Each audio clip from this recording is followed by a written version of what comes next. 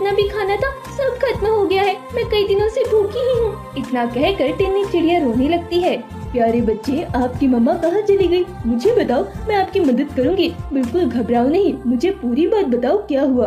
परी माँ की बात सुनकर टिन्नी परी माँ को अपनी कहानी सुनाने लगती है।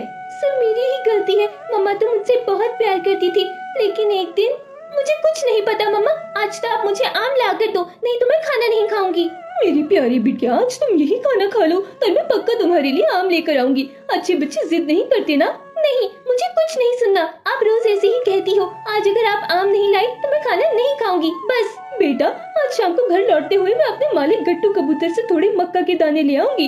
ताजे ताजे मक्का खाकर तुम्हें बहुत अच्छा लगेगा। 2-3 दिन मुझे खेतों की रखवाली करने के पैसे मिलेंगे, फिर मैं बाजार से आम ला दूंगी। अच्छे बच्चे गुस्सा नहीं होते, मम्मा की बात मानते हैं, है ना? टिन्नी चिड़िया रोने लगती है। ठीक है बेटा, पक्षी वन के बाहर घने जंगलों में